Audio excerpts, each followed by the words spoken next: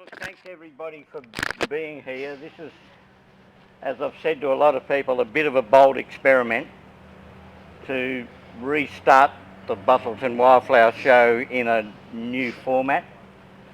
And without going on too much, basically the previous era ceased when COVID struck and the church decided they weren't going to continue with it. And so we've tried to put together something for this year that might be a formula for such things going forward.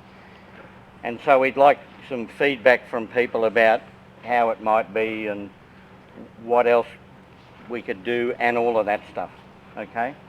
I'd just like to acknowledge some people first. Grant Henley, Mayor, that's right, isn't it? Of the city. Unless things have changed. It is today. It is today. Chair of our management committee at the Nursery, Andrew Wynett. Bernie from Nats Club. All of my volunteers. Brent from Biosoils. But mostly I'd like to introduce Bill Webb, local elder, custodian, etc. And we are on Wardandi Budja, so welcome to Bill, who will do a welcome to country and a bit of a chat. Yeah, thanks. Cheers, Rod. For welcome, we say Kaya. Kaya. So Kaya near Wardandi Budja. So welcome to the land of the Wardandi people and our language. We follow the forest trails to the sea, so we're ocean people. And our main totem is the yonga, the kangaroo. We have other names inside that. Of course, you'll hear like Nilgi, the great sea spirit, and all the names have been passed down as well. My Aboriginal name is Borong Walga, big eagle with a wedge-tailed eagle. My grandmother said to my mum, she said, that boy is up in the clouds, so floating around everywhere.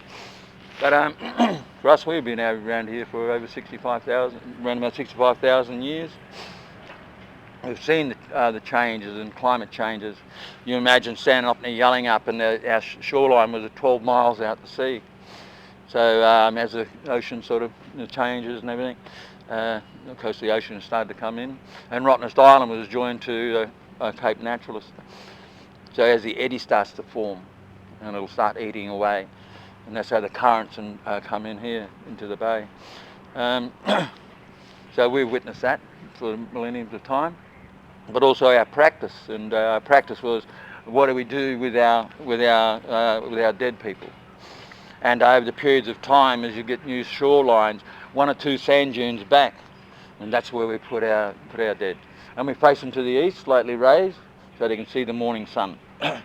And of course we know that that ocean's going to come and slowly take them away. So when it's been joined, and that practice started way back then as well. So but as hunters and gatherers, I think they said that we were terra nullius, and that we were just nomadic and wander around here and there and had no use of the land.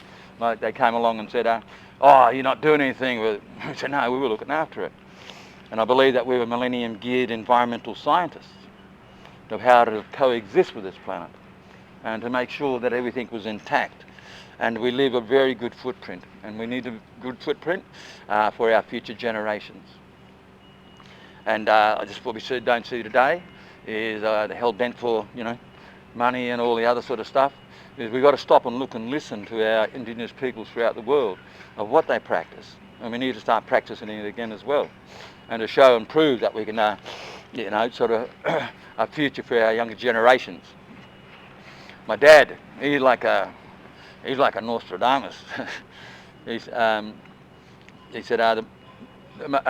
the children of the future will band together and break down the barriers of ignorance and of racism and ethnic kids, white kids and Aboriginal kids. They'll all band together and make a new governance. And I said to him, like Liberal or Labor? He said, nah, not like them mongrels. He said, they'll form their own, and they'll be able to put a picture of where we've become more united. And so I think you see stuff happening throughout the world now, and all the younger generations, you know, they're starting to stand up and trying to protect their environment as well. And I work along with a young girl from Margaret River, the high school, and they're a pretty powerful little crew. And her name's Emma, and we call her Emma Thunberg instead of Greta. She's this little petite, little redheaded thing, and boy, when she opens her mouth, it's a different story altogether. So, and I think they've got a contingent of them now gone to somewhere in Europe, a big protest for climate change and stuff like that.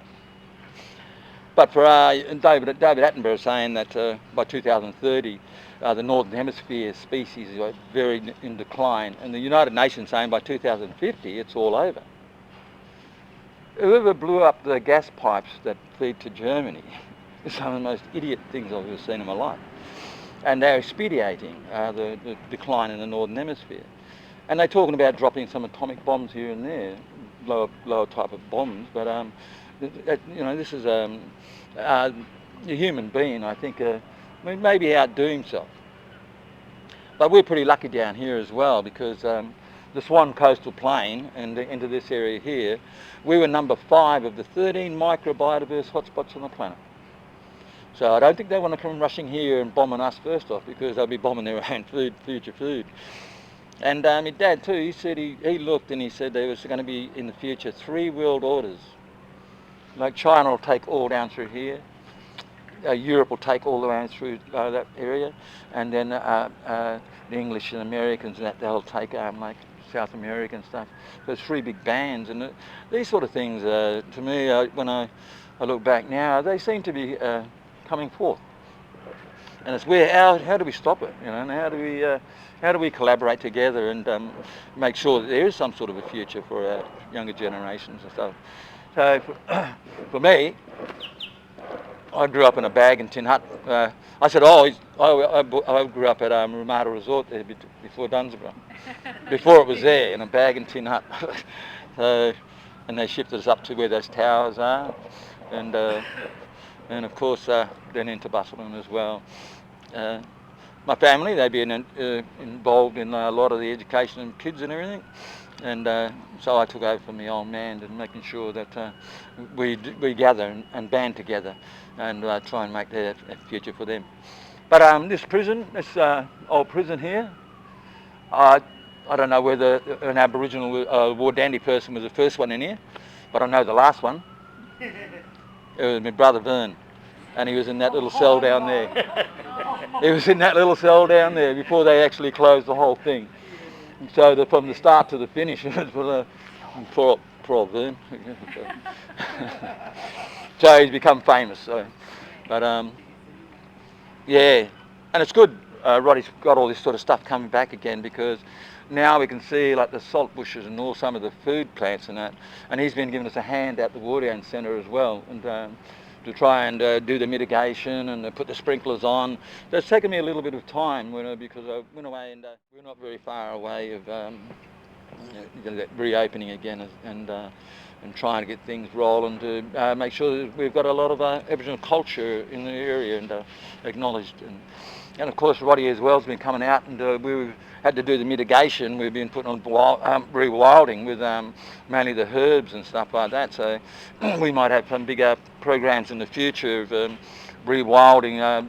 Mr. Barnett said, Mr. Barnett, it was a long time ago, Mr. McGowan said that there was about 2 million hectares out there in state forest.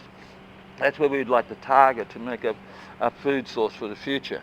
And that's to do a lot of the rewilding, become involved and take a lot of the children out there and tell them about how we can survive off this land as well. So we've got a couple of big projects on, and with the support of Roddy and a few others, and who are them other fellows? Activate the Wheat Belt crew as well. So they're all starting to band together, making sure that we've got enough food if anything happens to the Northern Hemisphere. And there's not too many habitat caves. Like Devil's Lair, now they've re-evaluated it, and my ancestors were in there for probably something like 48,000 years instead of 28,000, because they did another re-evaluation, and you can see over the periods of time there how they moved off country and onto country when the weather was better. And of course we all lived through that 12,000 years of ice age, And those caves came in pretty important because inside a cave, a little tiny fire, it stabilised about 18 degrees. So, but they were there for periods of time, so the weather must have got better, and they got back out into country and hunting and gathering again and practicing stuff. So there's a lot of the stuff that we know that here and there, sort of like Quinninup Falls, just up from there. There's big burn marks on the soil, and they go back thousands and thousands of years. And, and of course, who knows what lies underneath the ocean of our history as well. And they say now that over in Victoria and places like that, that it's probably about 120,000 or 225,000 years that they've been around in those areas. And they said that we walked across on a land bridge some time ago, and but we had the gene scientists come out to. We've had scientists from all over the world, and they come and do stuff with us, and one of them was a gene scientist, and he said, out of Africa they all connect, and it's green, coated green, and then you have different coloured greens, and as you come down towards Indonesia, and a hop and a step, it becomes bronze. So we're completely different. And I think the originality of the human being, my dad said, we were born in the sand like they were born somewhere else. And the women hold the highest of the E. coli gene in the world. So they're the originality of females, I think. So God bless them. We made sure we worshipped our women around here and protect them, because they were the actual scientists. They gathered 80% of the food. So we just sharpened up a few tools here and there and killed a couple of kangaroos and, pretend that we were the big hunters and gatherers, but they were the scientists. So we have to protect them, but we have to make sure that we pass on that knowledge to the future. For goodbye we say Munyaning. Going to see you again later on. We say Murianti, Kukri Bukran, Marman and Yoganua. Cheers.